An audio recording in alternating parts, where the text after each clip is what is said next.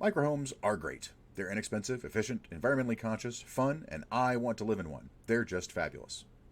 Which is why I've made 2 videos so far building them in Minecraft, and since they were so much fun, I decided to make it a trilogy. In today's version, we are looking at 5 new microhomes based on some of the new mechanics and blocks introduced in the 1.14 and 1.15 updates, and I'll probably be making a part 4 after some of the more 1.16 snapshots are done, which will include all of the amazing new blocks and textures. But for now, let's get started and look at 5 brand new microhomes all of you tiny home enthusiasts can get into. They're not only great for early game, but you may like enough to live in for your entire survival playthrough. First on the docket is the amazing modern tiny cabin, which is a new thing in the tiny homes movement. Tiny cabins themselves are not necessarily a new thing, as the Icelandic turf hut I made in part 1 of this trilogy is based on tiny homes that have been popular in Iceland for decades. If you want to see that, click on the link in the description and take a gander. This tiny cabin, however, is more modern style using concrete and minimalist design to give you a very clean looking but still rustic look. I built this majoritively out of spruce and oak since cabins are woodsy kinds of structures, but you can experiment with other woods to see how it looks. The roof is dark oak with brick stairs standing in as trim, and I chose an acacia door to break up the brownness of the overall aesthetic. Inside we have basic storage on trapdoors, crafting table, furnace, and a fold-out table right next to the door that I really like. Now, you redstone engineers out there could even do a pop-up chair and table here if you'd care to, but I'm a tool when it comes to redstone, so I'll leave that to you. The dividing wall is actually all barrels because it's a great texture and gives you even more storage. And I made the ceiling and floor out of full oak and birch wood blocks, which is spendy but looks great, I think. In the bedroom we have an ender chest on a shelf, bed, bookcase for decoration, our necessary framed elytra and diamond sword, and I used an in rod and a flower pot to make a neat little lamp, but if it's early game and you don't have access to that, a lantern would be just fine as a replacement. If you live in a taiga or glacial environment, this cabin would fit in perfectly and give you a lot of immersion in your world that can't be understated. But what if you don't like the modern look? What if you want to embrace your inner Abe Lincoln and live in a hand-built, rough, traditional, Americana kind of home? Fear not, because I grabbed my axe and suspenders and have for you the old-fashioned DIY log cabin. This is great for those of you who grew up watching Little House on the Prairie, Jeremiah Johnson, Centennial, and all those great shows that made handmade cabins seem so homey and comfy. In reality, they were cold, brutal, hard to care for, and dirty, but hey, it's Minecraft, not real life. Let us have our fantasies. Outside we have a small garden, fire pit, anvil, and grindstone, as well as our horse, very important, and have used lanterns as lighting as they fit in perfectly. The cabin itself is, well, messy, just like a DIY cabin would be. We've used a combination of oak, dark oak, and birch logs, some stripped, some not, some trapdoors for depth and detail, and a spruce door. Although any kind of wood would work for this, honestly. Mix and match and see what you come up with. I used in-stone for the pathway, but feel free to replace those with regular stone bricks or slabs or similar. I just thought they were pretty. Inside, we have a tiny space with an interior wall made completely of barrels for storage. As stated in the last build, barrels have a great wall texture as well as being functional, so using them here makes a lot of sense. I used glass panes rather than fence or trapdoors, but if that ruins your immersion, replace as you wish. And the piece de resistance is the bunk bed, which I really, really love, and it looks great in here. Behind the trapdoors are your crafting bench and ender chest, and the floor is dirt, because history. A combination of dirt, path blocks, and coarse dirt. Actually, I surrounded them in cobblestone into the surface to ensure grass didn't infiltrate in, so that they remain dirt. This was both fun and challenging to build, and I suspect it might be one of the harder ones to make early on because of the sheer volume of wood you'd need to complete it. Nevertheless, if you don't mind a little tree chopping, it's a nice look and gives you a real sense of satisfaction to build. But if you're tired of traditional houses and cabins, don't worry, these next few are for you. First is something many of you who work with the National Park Service or on wilderness preserves will recognize. It's the Emergency Survival Tent. This is another tiny home that may be a bit tough to make early on, but really if you're somewhere with a fair amount of sheep and some flowers for dyes, getting materials won't be terrifically hard. We've used wool for the tent itself, obviously, built a fire outside, and our crafting bench doubles as a fold-out little table with some red sandstone chairs. Inside the tent, we have 4 beds set into the wool floor to simulate sleeping bags, 2 barrels behind acacia trapdoors, doubling as both storage and support for the rest of the tent, and our furnace in the middle of the room is for both smelting and as a heat source. It's simple, it's easy to build, and it looks great, especially with little touches like the cobwebs for smoke, which you can see up there, and the buttons that simulate tent pegs. Now, you may say, Akoto, this is just way too small and inefficient for an entire playthrough. And you, in fact, might be right. But with some adjustments or maybe a separate storage area off to the side, you could absolutely do a disaster survivor roleplay or a Bear Grylls Man versus Wild kind of thing, which I think would be a ton of fun. In fact, I might just do that. So there.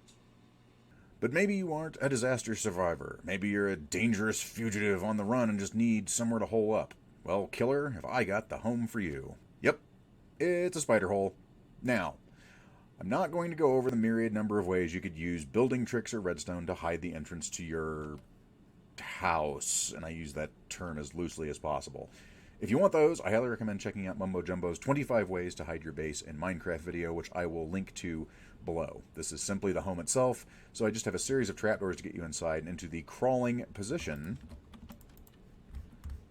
Close that one, and that one, so that you can access your base. Isn't this the most ridiculous thing ever? I love it. I love it, and it weirds me out all at the same time. Because it's meant to be a spider hole, you're constantly on your hands and knees, plus there's no threat of anything actually spawning down here, since we do have light. There's no bed. It's just a crafting bench right down there in the floor, a furnace, an ender chest off to the side, a couple barrels, and a micro potato farm to keep you fed. Oh, and a painting, because even here, we need art. Welcome to minimalism at its finest. Or strangest. Or maybe both. I actually remember going out to this desert area that was behind a friend of mine's house when I was growing up. We used to dig tunnels down there and put, like, plywood and 2x4s up so we could have our little clubhouse out back of his house built into the floor of the desert. Give us a break. There were no trees. It's the desert, man. And this really reminds me of what we wanted in those too. So there's a lot of options for how you can build this. Different materials to use. Notice I used some terracotta here. I used some quartz. But honestly, your mileage may vary. You can use kind of whatever you want to go ahead and build this. And you can also choose how you want to roleplay it. And maybe you're a spy that's using this as sort of a hideout. Maybe you're a fugitive. Maybe you're a prepper or something and just want somewhere quick and easy to hole up in. It really just kind of is up to your imagination. I love it because the new crawling mechanics introduced in 1.14 are great and really allow something silly like this to finally be built. So it's really neat. I really like this. Speaking of silly, have you ever wanted to live inside a Minecraft block? Not a house made of blocks, just the block itself. No? Well, too bad, because our last house for today... Yes, you too can now live inside a Minecraft grass block, complete with Oxide AZ for the intrepid among you. Let's face it, dirt block huts are so totally 2011. It's a brand new decade, and in this brave new world, we live inside one dirt block. Oversized? Sure, but still tons of fun. The block itself is made of dirt, coarse dirt, concrete powder, green and brown wool, and a little bit of green terracotta thrown in. And the daisy I made using green, white, and yellow concrete. Now, do you really need the daisy to make your house? No. But if you don't have a giant flower on top of your grass block house, are you really living? I say no. Inside, we've used brown terracotta for the floor, a green bed because what else would look good, right? Spruce trapdoors to hide away our various different crafting areas. We've got our anvil there, our furnace. You can access this either way, depending on how you feel. We've got some above door storage on trapdoors. It's pretty standard for this type of build. And then my favorite things about this, which is the brown stained glass, so it sort of fits in with the rest of the block. Of course, your elytra and your sword. And then my favorite thing, honestly, has got to be the green glass on the top for the ceiling. And, of course, we have a blueprint of our house. I just giggle every time I see it. Plus little decorative touches here and there. So we have paintings and flower pots and things like that. So it's a lot of fun. It's a lot of fun, and I had a lot of fun actually building it.